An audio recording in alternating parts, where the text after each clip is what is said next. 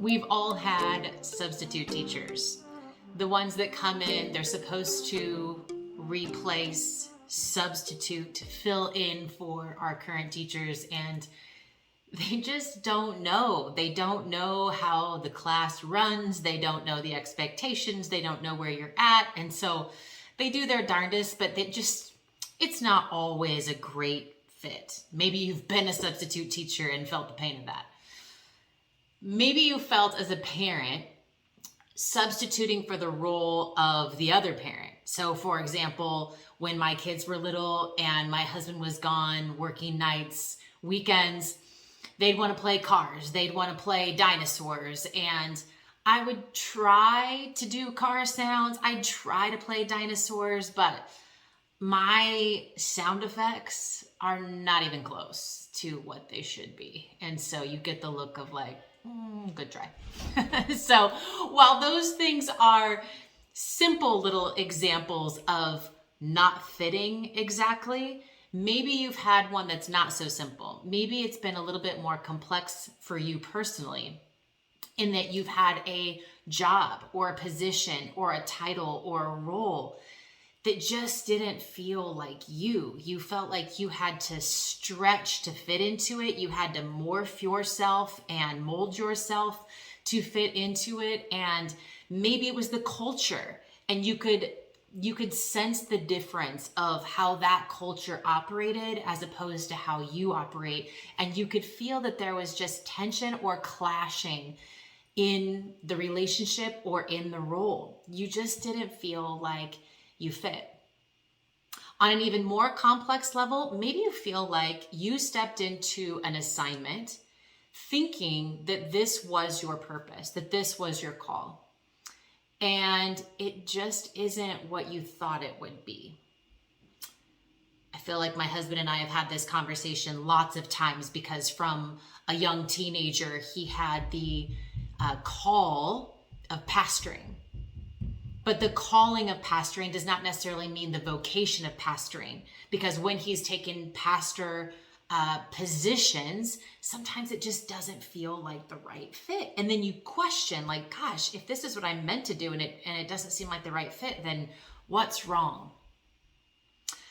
I've done some teachings in the past to help people understand, first and foremost, their identity, and to sort through what we have taken on as our identity that should never have been there. God is always in a process of restoring us to who he's meant for us to be. That's the platform, that's the root. Out of that, it grows into calling and purpose. There's some exercises that I do with clients in using Venn diagrams. We use some other tools to help determine what goes in the Venn diagram. At the end of the exercises, what we are looking at is the overlap, what I would call the sweet spot. It's where all the parts and pieces of you, your passions, your skills, your compassion, and what I would say are the passports, the things that you have gone through and been through that have given you passport into places other people can't go. The overlap of those things right in the middle is where there is a need in this world. We are created to fill a hole that is a square hole, and we were shaped as the square to go into that hole. But the calling and purpose, while that is an extension of the identity, it's an extension of who we are, it shifts and evolves as we grow and we shift and evolve. Just like our passions grow and our passports, we gain more stamps along the way, right? And we gain and refine more skills, and we experience more of life. So while the calling and the purpose still is who we are, it just will evolve and change and grow as we learn and we grow, okay? But it doesn't veer off. It'll still be very much in line with who we are. That's why it's so important to know, who are you? Self-awareness is really important. So identity, anchoring it in the right places, is really important to help us then determine alignment of our purpose and calling.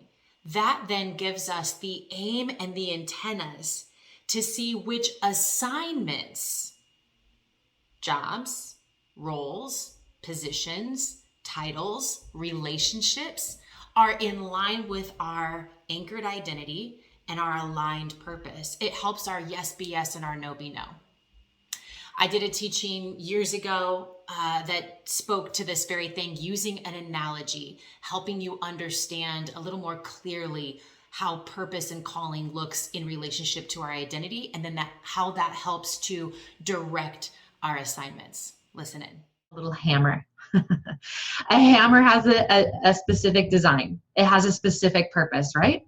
Just like every other tool that's created, it was created to solve a problem. It was created to fill a purpose. So let's think of ourselves as hammers for a minute. If a hammer lacks knowledge about its design, it may try to figure out what its purpose is by comparing. It may go, well, I've got a handle and that screwdriver has a handle, so maybe I'm to do what that screwdriver does. So the hammer may try its best to screw in screws, and it's going to get frustrated, and it's not going to be very efficient, and it's probably going to feel like a failure most of the time, especially if it continues to compare to the screwdriver, because the screwdriver is way more efficient and effective at its job.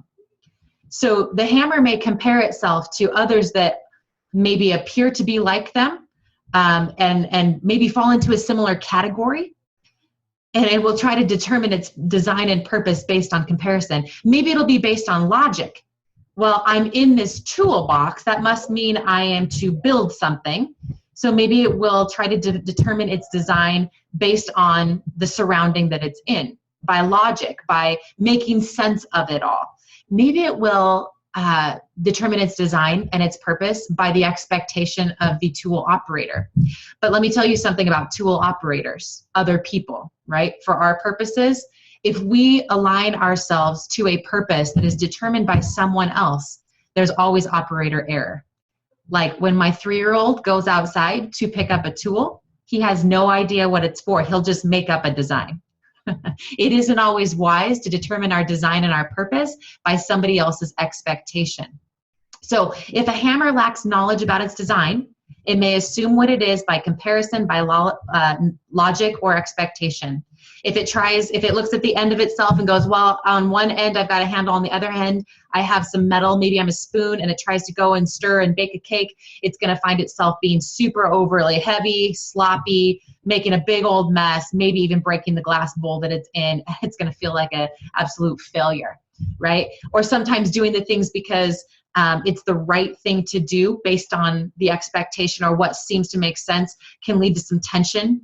Like it just feels like a misfit, or there's some discouragement, or there's a less than feeling. Okay, this happens to a lot of people, don't you think? When you think of this analogy in reference to ourselves, don't you think a lot of high school students and college students try to find their purpose or determine their career based on the expectations of their parents? You bet. I think that happens all the time. Or maybe based on what their friends were going to do. Well, I'm going to go to college with these friends because we all want to be together and they're going to pursue business. So sure, I'm going to get into business with them because that's what other people are doing. They're found in the same toolbox. So let's go do this. And then it leads to a lot of confusion later on. So that may be one thing that happens to a hammer who doesn't know its design. Maybe the hammer knows its design, but it doesn't have any vision or direction. So it tries to do what it loves, but in the wrong place, in the wrong time, and in the wrong way. That's like hammering on glass, right? It's like a hammer trying to hammer rubber, you know? Okay, well, you can hammer away at rubber, but I'm not sure what you're going to do to it because it bounces back every time. You're not reshaping it. You're not doing anything productive. You're hammering away just on the wrong material, right? And obviously glass, that can leave some major collateral damage. And I think oftentimes what happens is we will understand our design, or we may know something that we want to do. We put ourselves in the wrong situation or in a restrictive environment, and our passion and our excitement gets squelched. Like the child who has a natural sense of humor will be labeled as the class clown and be told to sit down, go sit in the hall, be quiet, and get in trouble for being the class clown. Now, it isn't an appropriate place at all times to use their passion or their ability to entertain. So yes, they have to learn, just like a hammer needs to learn its purpose and where to use its purpose properly. It's the same thing with the person who is born to entertain. They need to learn to use that entertainment skill properly. But often what happens when they use it inappropriately in the wrong place, it gets squelched. The fire goes out because somebody told them that they were being inappropriate. So there's a confusion, like, oh, I guess I'm not supposed to do this, or it's inappropriate, or it's wrong, or I'm being restricted. So not only do they feel like the fire goes out, but they feel like they're insignificant. They lose their ambition, they lose their drive, they lose the fulfillment, they lose that little pilot light inside that gets them excited because they've been told to not do it, or they found themselves in an inappropriate place to use their gifting. I think of this a lot when I had a biology professor who was known for his research. He loved to research. He was really brainy, right? In fact, Noah had a neurologist that was the same. He literally walked in and I'm like, oh my gosh, he's like a mad scientist from a movie. He has a white jacket that's dirty and buttons wrong, like he was buttoned the button up above it. His hair was like Albert Einstein. He had hiking boots on that when he walked into the clean sanitary hospital, he had come, obviously it was on a weekend, so he had come on call. He had been somewhere, I don't know where, but he was a mess. And I'm like, and he had no personality, none. My child is having seizures at 4 weeks old, and he's like, yes, she's got da-da-da-da-da, and he's talking way over my head. I'm like, okay. Just like my biology professor, he wanted to talk all about his research, but his goal, the job, was for him to teach 101, biology 101.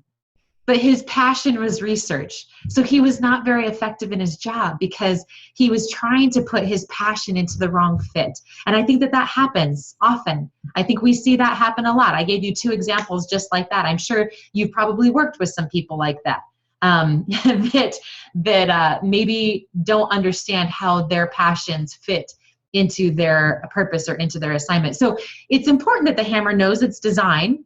It's meant to hammer. And that it has vision and direction, so it knows where to hammer and what to hammer on. Because that'll help the hammer know what to look for, right? It'll know its exact fit, so it can say no to things that seem like it could be a good fit, or that somebody suggests that could be a good fit, but they can go, no, because I don't think that it's gonna restrict me, or I don't think that that's going to allow me to really walk in my purpose. It's in the same toolbox, but it's not the exact same thing. So it helps us to align. So a hammer knows it's meant to hammer. And if we give it vision and direction, it knows that it's meant to hammer nails. That's the design. It's meant to hammer nails, not screws, right? Not butterfly screws, not bolts, not anything else, but nails. And now it can be used for other things. Sure, it's got some other skills in its bag, but it's meant to hammer nails. And so it can look for jobs. It can look for assignments. It can look for projects in which it will hammer nails, like building a house. Now, is building a house the only thing that a hammer can do? No, that's just one example of what it could do, because there's a lot of nails that need to be hammered in the process of building a house. Okay, so just like you and I were made with a divine design. We were meant to hammer something, right? There's a hammering in us. There's a design that we were made with, but we also need some vision and direction as to what to hammer, right? Or what are we looking for? So I want to dive into that, because once we know that, then we understand why we were put here. We understand our purpose. We understand, some people call it the calling, right? We understand what we were made to do. And the calling and purpose, I want us to understand this, it's an extension of who we are. Meaning the identity and the value, you still have identity and value even if you're not walking really aligned to your purpose. Because there are often seasons where we are in a waiting period or a rest period, which I'm going to get to in a minute. So it's not exactly something that you would say, gosh, this is right in walking in my purpose, or I'm in a job that's not exactly in my purpose. And that happens as a part of the process of working into a purpose. So that happens sometimes. But our identity and value doesn't change. The purpose and the calling is an extension of who we are. In the image of God, we are going to express that through our behavior and through our calling and through our purpose. And then we will be assigned different things, whether it's a project, it's a job, it's something else that we align ourselves to. It may be long-term, it may be temporary. Assignments come and go, Purpose and calling remains. It evolves and we grow into it, but it remains. It was a part of God's vision before you were formed. So it remains. And like I said, just like with our identity and our value, we grow with that. We are in process. Purpose can be in process as well. It's really, really important that we understand and distinguish the difference between the three of those things: identity, purpose and calling, and assignment. Because just like finding our identity in the assignment, how that can lead to a Titanic shipwreck, okay, or the plane veering off course, attaching our assignment to our purpose and calling is just as detrimental.